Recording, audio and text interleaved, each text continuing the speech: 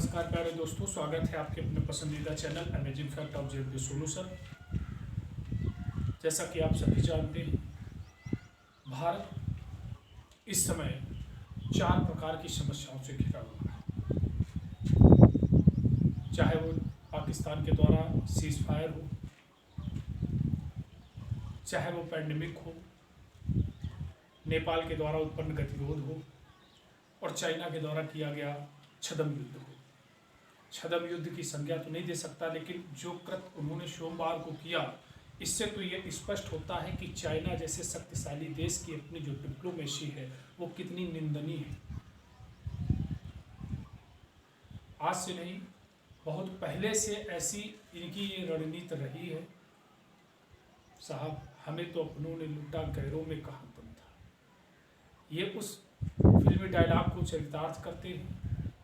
आज उसी पर बेस्ड कुछ क्वेश्चन और उसकी साम्यवादी विचारधारा से प्रेरित होता हुआ नेपाल, जिसके संबंध भारत के साथ में रोटी बेटी के संबंध रहे हैं, सांस्कृतिक संबंध रहे हैं, मानवीय संबंध रहे हैं, भाईचारे के अच्छे संबंध रहे हैं, उन सब को दरकिनार करता हुआ नेपाल आज चाइना की ओर बढ़ रहा है।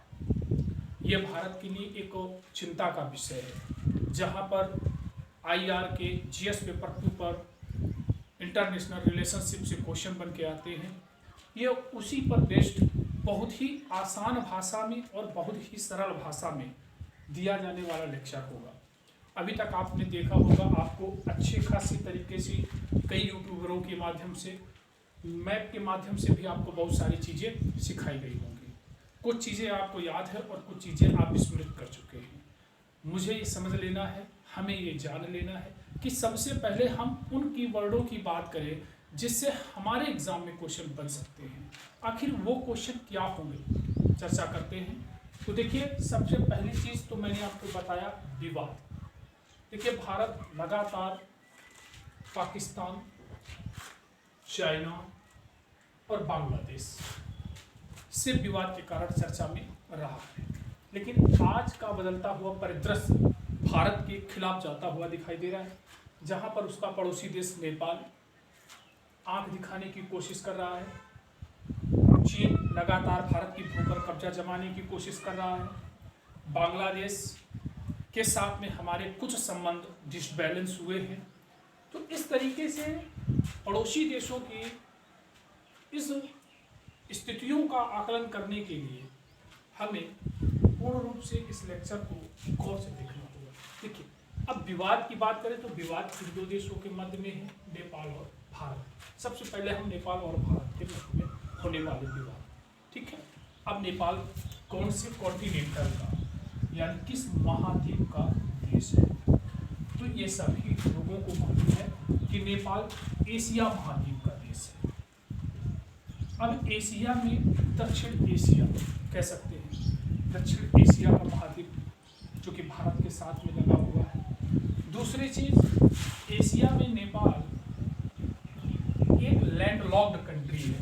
अब लैंडलॉक्ड कंट्री क्या होता है, ये भी हमें जान लेना है। तो लैंडलॉक्ड का मतलब होता है स्थल अवरुद्ध। स्थल अवरुद्ध यानी जिसके आसपास की सीमा किसी भी समुद्र से ना लगती हो, किसी भी बड़ी जलराशि से ना लगती हो, उसे हम लैंडलॉक्ड या स्थल अवरुद्ध देश की संज्ञा देते हैं।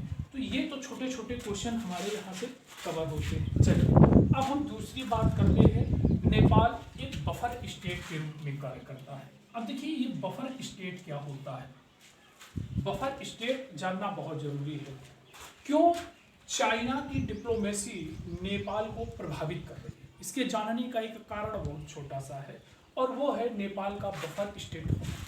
अब देखिए, बफर होने का मतलब क्या हुआ? ये रहा आपका तिब्बत रीजन, और यहाँ से आप मान लेते हैं भारत की स्थिति। तो देखिए, ये भारत और चाइना के बीच में एक अवरोधक का कार्य करता है। आपका कौन सा? ये नेपाल। तो ये हो गया हमारा बफर स्टेट, ठीक। अब दूसरी चीज आपको ध्यान रखना है, इसे गंगा नदी का वाटर पार्क या बॉक्स इसे गंगा नदी का वाटर पार्क या बॉक्स भी कहा जाता है। अब इसके कहने का तात्पर्य क्या है कि यहाँ से निकलने वाली बहुत सारी नदियाँ भारत की सबसे लंबी नदी जिसे गंगा कहते हो उसमें आकर के अपना मुहाना बनाती हैं। तो वर्ष पर्यंत भारत में अगर जल गंगा नदी में होता है तो उसका कारण होता है यहाँ से नेपाल से निकलने वाली नदियों का मुहाना गंगा नदी में होना। चलिए अब यहाँ की एक नदी और जिसे हम कहते हैं कोसी। देखिए अब कोसी नदी यहाँ से निकलती है और इस कोसी नदी का जो मार्ग है वो अत्यधिक विसर्पी मार्ग है, यानी अत्यधिक विसर्पण होने के कारण अब विसर्पण क्या होता है, एक समानांतर रेखा पर जब नदी नहीं चलती है और वो काट कर के क्षेत्र को कुछ सर्प के चलने की आकृति में चलती है तो उसे हम विसर्पण कहते हैं। देखिए तो होता क्या है कि ढाल से नीचे की ओर जब ये उतरती है तो बिहार में बाढ़ का कारण बनती है तेज प्रवाह के कारण। तो यहाँ की एक नदी कोसी जिसे हम बिहार का शोक भी कहते हैं।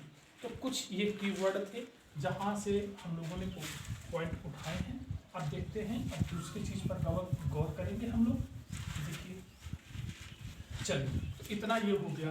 अब देखिए दूसरा पॉइंट है विवाद का कारण। विवाद का आखिर कारण क्या रहा, तो देखिए नेपाल द्वारा जारी नवीन नक्शा, नेपाल के द्वारा जो नवीन नक्शा जारी किया गया ये एक विवाद का कारण रहा। हालांकि इसके पहले अगर हम देखें तो भारत ने नवंबर में अपने यहाँ एक नया नक्शा जारी किया था और उस नक्शे में उन्होंने लद्दाख के रीजन को और पीओके को, पाक ऑक्युपाइड कश्मीर, यानी इस पूरे रीजन को उस नक्शे पर दिखाया था जिसमें काला पानी क्षेत्र भी सम्मिलित किया गया था। बस एक कारण हमारा यह भी बनता है। तो उस नक्शे में दर्शाया जाने वाला काला पानी क्षेत्र जिस पर नेपाल ने आपत्ति दर्ज की और कहा कि ये क्षेत्र हमारा है। ठीक, चलते हैं। अब देखिए नेपाल ने भी एक नक्शा जारी किया। अब नेपाल के द्वारा जो नक्शा जारी किया गया है इसमें काला पानी, लिम्पियाधुरा और लिपुलेखा ये ऐसे क्षेत्र हैं जिन्हें नेपाल के स्वायत्त क्षेत्र में दर्शाया गया है। अब देखिए अगर हम देखें तो यहाँ पर हमारे लिए काला पानी क्षेत्र क्यों महत्वपूर्ण है। अब देखिए ये अगर हम देखें तो यहाँ से एक ट्राई जंक्शन बनता है, यहाँ से तिब्बत यानी रीजन यानी चाइना और यहाँ से नेपाल और ये भारत। तो यहाँ पर मौजूद भारतीय सेना चाइना के इस क्षेत्र पर होने वाली सभी गतिविधियों पर कब्जा कर सकती है या हम कह सकते हैं निगरानी कर सकती है। अब देखिए यहाँ पर चाइना का एक सपना तिब्बत हथेली, ये देखिए चाइना का एक सपना है तिब्बत हथेली, यानी प्रत्येक हथेली की उंगलियां कितनी होती हैं, 5। उनमें से एक आपको ध्यान रखना है नेपाल भी सम्मिलित है। नेपाल के बाद सिक्किम, सिक्किम को भी सम्मिलित किया गया है और सिक्किम के बाद भूटान और भूटान के बाद अगर हम देखें अरुणाचल प्रदेश। तो देखिए चाइना ने पूरी अपनी एक हस्तलिपि को तैयार कर लिया है या हम कह सकते हैं हस्त आकृति को उसने तैयार कर रखा है। ठीक है, तो ये छोटी छोटी चीजें यहाँ से कवर होती हैं। अब हम नेक्स्ट पॉइंट पर चलते हैं। तो उसके नज़र में देखिए नेपाल है, सिक्किम है, भूटान है और अरुणाचल प्रदेश है। देखते हैं, चलते हैं, आगे बढ़ते हैं। तो इतनी चीजें कवर हो गई। तो काला पानी, लिपियाधुरा और लिपुलेखा ये हाल ही में नेपाल ने अपने नक्शे में दर्शाया है जिसका विरोध भारत ने किया है। अब दूसरी बात करेंगे तो नेपाल की सीमा से लगने वाले भारतीय राज्य कौन कौन से हैं। तो देखिए सिक्किम है, वेस्ट बंगाल है, बिहार है, यूपी है और उत्तराखंड है। ये सभी राज्य नेपाल के साथ में सीमा रेखा साझा करते हैं। दूसरा पॉइंट, विवाद का मूल कारण क्या है। तो देखिए विवाद का मूल कारण है गंडक नदी का विसर्पण। अभी मैंने कोसी नदी का विसर्पण आपको बताया था। तो गंडक नदी का विसर्पण मान लेते हैं कभी कई या हम कह सकते हैं किसी शताब्दी में किसी नदी का प्रवाह कुछ इस तरीके का था। आज उस नदी का प्रवाह अपने मूल क्षेत्र से थोड़ा सा हट गया है। तो अब इस जमीन पर दावा करना, इस जमीन पर दावा करना जायज है या नाजायज है, ये चीज हमें थोड़ा सा विवाद की ओर लेके जाती है। पहले आप मूल स्थिति देखें तो मूल स्थिति नदी की ये थी। अब नदी विसर्पण कर चुकी है, जहाँ सीमा रेखा की बात हो वहाँ की बात हो रही है। अब नदी विसर्पण कर चुकी है और ये क्षेत्र खाली क्षेत्र पड़ा हुआ है। अब यहाँ अगर आपसे कहा जाए कि यहाँ पर किसी देश का दावा करना सही है या गलत, तो यहाँ पर अंतर्राष्ट्रीय नियमानुसार यदि कोई नदी धीरे धीरे धीरे धीरे अपना विसर्पण तय करती है या अपना स्थान परिवर्तित करती है, तो उस विसर्पण को वर्तमान की सीमा रेखा मान लिया जाएगा। किंतु यदि कोई नदी एकाएक अपने मार्ग पर परिवर्तन करती है तो उस भूमि को सीमा रेखा नहीं माना जाएगा, जो पहले थी वही माना जाएगा। एग्जाम्पल के तौर पर आप लोगों ने देखा होगा कि पहले गंगा कानपुर से बिल्कुल सटकर बहती थी, आज कानपुर के क्षेत्र को उन्होंने छोड़ दिया है और उन्नाव के रीजन में आ गई है। तो हम कह सकते हैं जो कानपुर की यहाँ तक भूमि हुआ करती थी, तो क्या उसको सीमा रेखा नहीं माना जाएगा? तो ये जो कानपुर का क्षेत्र था यहाँ तक, तो ये इस क्षेत्र को कानपुर अपने कब्जे में लेके रखेगा। तो इन चीज़ों को ध्यान रखना, ये अंतर्राष्ट्रीय लॉ के अंतर्गत आता है। चलिए, अब विवाद का मूल कारण हो गया गंडक नदी का विसर्पण। चलते हैं चर्चा में, कुछ जिले भी आए हुए हैं। तो देखिए, मैं पहली बार नहीं आपको बता रहा हूँ, चर्चा में इसके पहले भी आ चुके हैं।